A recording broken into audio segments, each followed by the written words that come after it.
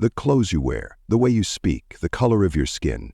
In just 7 seconds, people make judgments that can define how they treat you for a lifetime. Imagine standing in a crowded bank, the eyes of strangers burning into your back as someone loudly questions whether you could possibly have earned the money you're trying to deposit. Your voice steady despite the humiliation spreading through your chest like wildfire. It happens every day in America. People denied basic respect based on appearance, until something changes, until they discover the truth about who you really are. Money and power, they're the great equalizers, aren't they? The same people who look through you suddenly see you. The same voices that dismissed you suddenly listen. But what happens when those who discriminate face the consequences of their actions? What happens when the person they humiliated turns out to be connected to someone powerful enough to change their lives forever? That's the story we're sharing today. A story about assumptions, prejudice, and a moment of reckoning that will leave you thinking about how we treat others long after this video ends. If you've ever been judged unfairly or witnessed someone else being diminished because of who they are, hit that like button now and stay with me until the very end. Trust me, the conclusion to this story is something you won't want to miss. Amara Johnson was not what most people expected when they heard the phrase billionaire's daughter. At 21, she carried herself with quiet confidence rather than flashy entitlement. A senior at Howard University majoring in urban development and social justice, Amara had inherited her father's sharp mind and her mother's unwavering compassion. She drove a modest electric car, volunteered 20 hours a week at community centers across Washington, D.C., and had recently launched a crowdfunding campaign to renovate abandoned properties into affordable housing. The check she needed to deposit today, $500,000, was her father's contribution to match what she'd raised independently. Amara's father, Zion Johnson, had built Heritage Financial from nothing. The son of a janitor and a seamstress, he'd worked his way through college, started as a bank teller himself, and eventually created a financial empire that now included 47 banks across the country.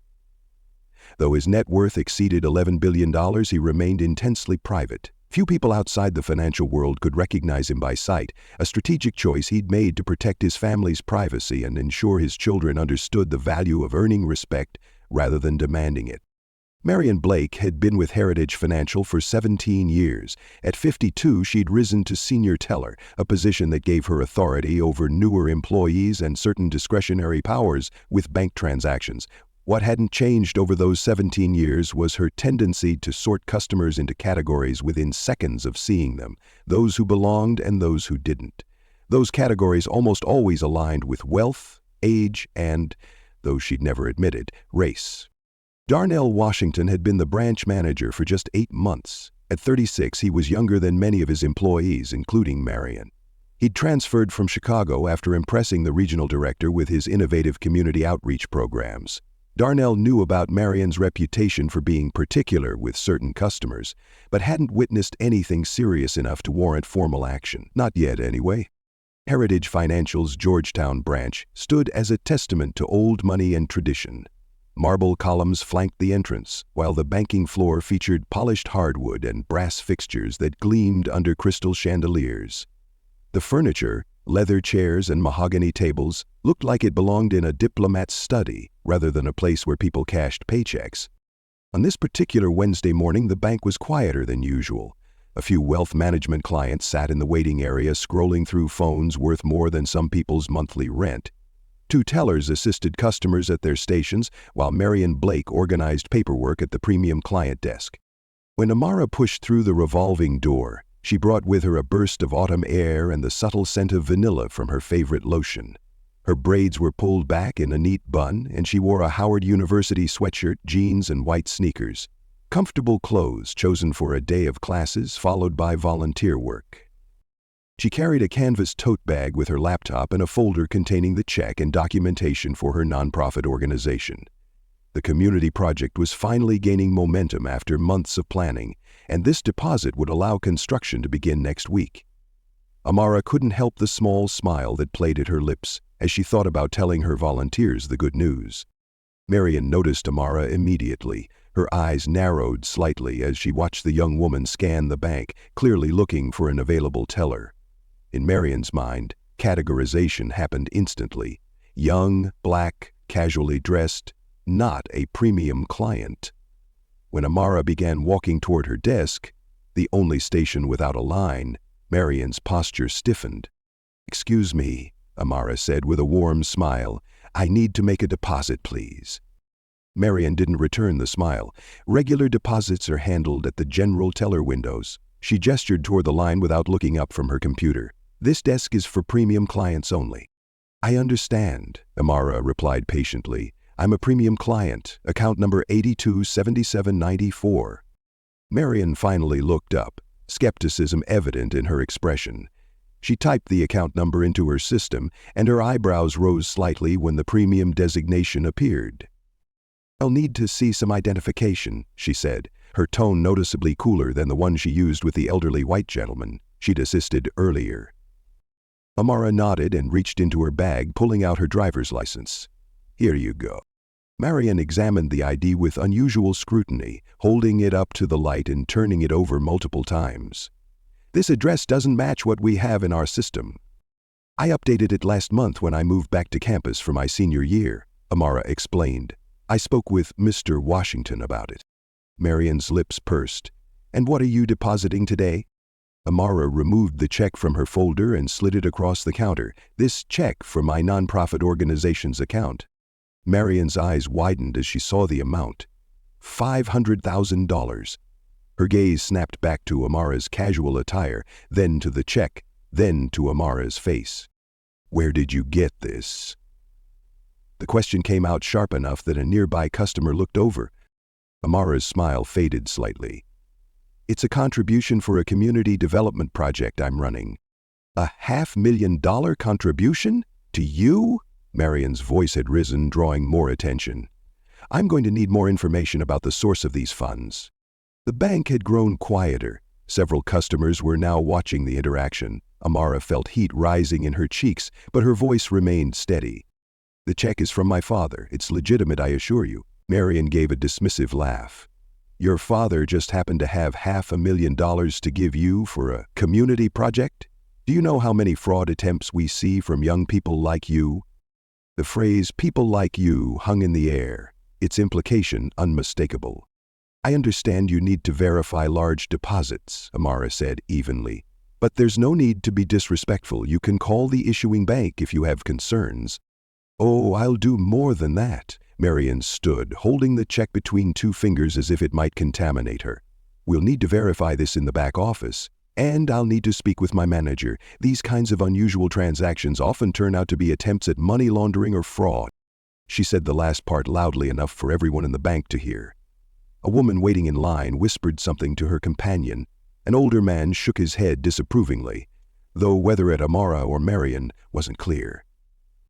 "Wait here," Marian instructed, as if Amara might flee at any moment.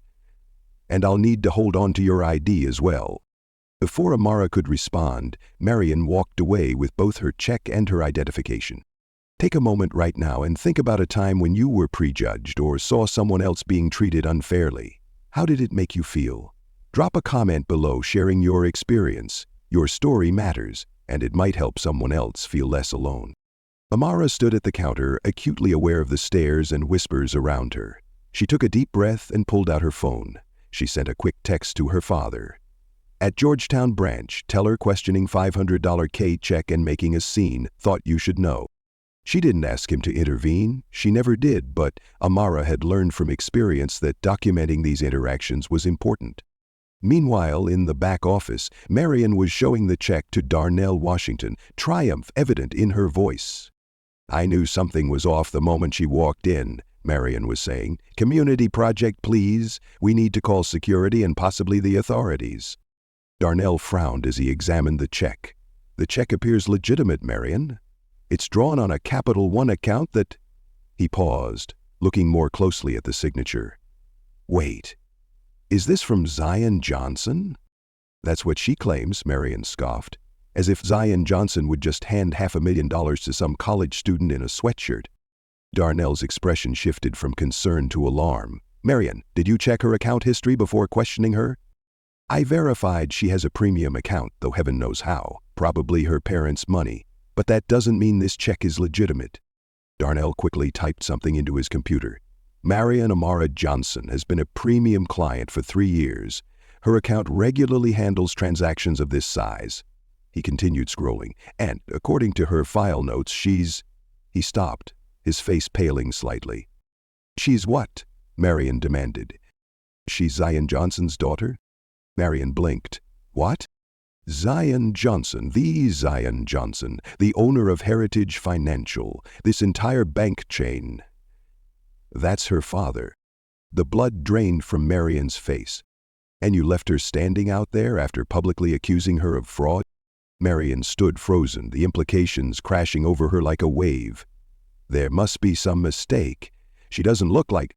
Like what, Marian? Darnell's voice was sharp. Like someone who belongs here? Like someone whose father could own this bank? He was already moving toward the door. I need to fix this immediately. In the main bank area, Amara remained at the counter, ignoring the stares as she reviewed documents for her project on her phone. She had experienced situations like this before. The key was to remain composed and document everything, a lesson her father had taught her early. She looked up as Darnell Washington approached, followed by a considerably paler Marian Blake. Miss Johnson, Darnell began, his voice carrying a sincerity that Marian's had lacked. I want to personally apologize for any inconvenience or discomfort. There appears to have been a misunderstanding. A misunderstanding? Amara repeated, her voice calm but firm. Your employee publicly suggested I was committing fraud and made comments that I found discriminatory. Is that Heritage Financial's standard procedure for premium clients? Marian stepped forward, her confident demeanor replaced by obvious anxiety. I was simply following protocol for large deposits, Miss Johnson. Perhaps I was overzealous in my... Your protocol includes announcing to an entire bank that I might be laundering money? Your protocol includes treating me differently than the clients you assisted before me? Amara's gaze was steady. I've been banking here for 3 years, Ms. Blake. This isn't the first time I've experienced this kind of treatment at this branch, though never quite so publicly. Darnell looked sharply at Marian. This has happened before. Before Marian could respond, the front doors of the bank swung open. Zion Johnson entered, his presence immediately commanding the room's attention. At 6'2", with broad shoulders and a closely trimmed salt and pepper beard, he was dressed in a charcoal suit that had been tailored to perfection. Despite being in his mid-50s, he moved with the energy of a much younger man. The bank fell silent. Even those who might not have recognized him by sight could feel the shift in atmosphere, the way employees straightened their posture and exchanged nervous glances. Dad? Amara said, surprise evident in her voice. I didn't expect you to come in person? Zion walked directly to his daughter, placing a protective hand on her shoulder. Your text concerned me. His voice was deep and measured. Are you all right? I'm fine, she assured him. Just another day in America. The heaviness in her casual statement wasn't lost on anyone within earshot. Zion turned his attention to Darnell and Marian. Mr. Washington, he said with a nod, would you care to explain why my daughter was publicly accused of fraud while attempting to deposit a check I wrote? Darnell Washington stepped forward, professionalism barely masking his nervousness. Mr. Johnson, sir, this was an unfortunate misunderstanding that I'm personally addressing. Ms. Blake was following security protocols but clearly executed them inappropriately. I take full responsibility as branch manager. Zion studied the manager thoughtfully. I appreciate accountability, Mr. Washington. However, my daughter mentioned this isn't her first negative experience at this branch. Marian Blake stood rigid, her complexion ashen. When Zion's gaze fell on her, she seemed to physically shrink. Miss Blake, Zion addressed her directly. My daughter is too gracious to say it, but I'm not. Your actions today weren't just unprofessional, they were discriminatory. The question is whether they represent an isolated incident or a pattern of behavior. Marian opened her mouth, but no words came out. Mr. Johnson, Darnell interjected, I've only been branch manager for 8 months, but I can assure you this matter will be thoroughly investigated. Zion nodded. Good, because I didn't build this bank so people who look like my daughter would be humiliated when they walk through those doors. His voice remained calm, but carried throughout the now silent bank. I built it because financial institutions have historically excluded communities of color, and I wanted to create something different. He turned to address the bank at large. where customers and employees alike were watching with rapt attention. Heritage Financial was founded on principles of dignity and respect. Our name, Heritage, reflects the legacy I hope to leave, a financial institution that serves everyone with equal courtesy, regardless of appearance, account balance, or background. He paused. When we fail to uphold those principles, we must acknowledge it and do better. Amara gently touched her father's arm. Dad, I just want to complete my deposit so I can get to my meeting with the contractors. Zion nodded, then looked back at Darnell. Mr. Washington, I'd like you to personally handle my daughter's transaction. As for Ms. Blake, his gaze shifted. I believe HR will need to speak with you immediately. Marion's face crumpled. Mr. Johnson, please, my record has been exemplary for 17 years. I never meant to. Intent doesn't erase impact, Ms. Blake. Zion interrupted gently. We've all witnessed the impact of your actions today. Now you'll need to address the consequences. Darnell led Marion away to the back offices while another employee quickly moved to assist the waiting customers. Zion and Amara walked to Darnell's desk to complete the transaction. You didn't have to come down here, Amara said quietly as they waited. I could have handled it. I know you could have, Zion replied. That's not why I came. I came because you shouldn't have to handle being disrespected. Not in my bank or... Amara smiled slightly. So you came to make a point. Sometimes points need to be made, especially by those with the power to make them. He looked at his daughter with pride. Your mother would have been proud of how you conducted yourself today. She would have been proud of you too, Amara said, though she might have been a bit more vocal in her approach. They both laughed, remembering Amara's mother, who had passed away 3 years earlier after a battle with cancer. She had been a civil rights attorney known for her powerful courtroom presence. Darnell returned, apologetic and efficient. The deposit was processed within minutes, and Amara's non-profit account was credited with the funds. Before they left, Zion had a final question for Darnell. Mr. Washington, what changes will you implement to ensure other customers don't experience what my daughter did today? Darnell didn't hesitate. Immediate sensitivity training for all staff, sir, and I'll personally review our security protocols to eliminate opportunities for bias. Additionally, I'd like to implement a feedback system where customers can report their experiences directly. Zion nodded approvingly. I'd like a written plan on these initiatives by next week. And Mr. Washington? Yes, sir? Your handling of this situation today, once you became involved, shows promise. The real test of leadership isn't preventing problems, it's how we respond when they occur. If you're still with me, take a second to hit that like button. I'm curious. Have you ever witnessed someone being judged unfairly, only to have the tables turned? Share your story in the comments below. As Amara and Zion Johnson walked out of Heritage Financial that morning, the autumn sunlight seemed to highlight the contrast between them, father in his impeccable suit, daughter in her university sweatshirt, yet both carrying themselves with the same quiet dignity. You know what happens next, don't you? Amara asked as they reached the sidewalk. Zion raised an eyebrow. Marion Blake will likely be terminated after HR reviews the incident. Yes, Amara agreed, and while that might be necessary, it doesn't solve the larger problem. Which is?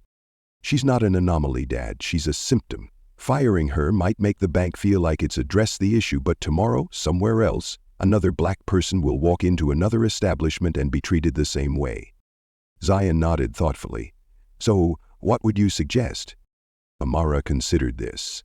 What if Heritage Financial became known not just for how it handles these incidents after they occur, but for preventing them in the first place? What if we developed a comprehensive training program that other banks, other businesses could adopt? A slow smile spread across Zion's face. Are you proposing another project? I'm proposing we use what happened today as a catalyst for something bigger. Marion Blake shouldn't lose her livelihood without gaining understanding. What if part of her severance included participation in developing this program? Turn this negative experience into education. Zion looked at his daughter with unmistakable pride. This is why I've always said you'll accomplish more than I ever could. You see beyond consequences to possibility. I learned from the best, Amara replied. Both you and Mom always taught me that true change doesn't come from punishment alone. It comes from education and empathy. They reached Zion's car, but before getting in, Amara hugged her father tightly. "Thank you for coming today." "Always," he promised, "though something tells me you would have handled it just fine without me." "Maybe," Amara conceded, "but it meant something, seeing you stand up not just for me, but for what's right. Sometimes people need to witness that to believe change is possible." As they drove away, the lessons of the day resonated beyond the confines of that bank. First, that dignity isn't determined by appearance or account balance. It's inherent in every person who walks through any door. Second, that true power isn't measured by the ability to humiliate others, but by the choice to elevate them instead. And finally, that lasting change doesn't come from simply removing those who perpetuate bias, but from transforming the systems that allow bias to flourish in the first place. The story of what happened at Heritage Financial that day would spread, first through the bank's branches, then through corporate offices, eventually becoming a case study in the very training program Amara would help develop. Not because a billionaire's daughter was disrespected, but because that daughter and her father chose to transform an incident of discrimination into an opportunity for education. In life, we can't always control how others treat us initially, but we can choose how we respond, whether we perpetuate cycles of judgment or break them, whether we use our positions of privilege to protect only ourselves or to create space for others. This story isn't just about a racist bank teller who faced consequences. It's about recognizing that each of us has the power to shape the world through our daily interactions, our responses to injustice, and our willingness to see beyond appearances to the humanity we all share. If you agree with the story, please take a moment to subscribe to our channel. Each week, we share narratives that challenge us to think more deeply about justice, equality, and human dignity. Leave a comment sharing your thoughts or experiences, and join our community as we explore the stories that shape our world and the lessons they teach us. Remember, in a world quick to judge by appearances, the most powerful statement we can make is to look deeper, beyond assumptions, beyond prejudice, beyond the surface, to the dignity that resides in each of us. Thank you for listening. Until next time, this is The Story Well, where every story matters and every voice deserves to be heard.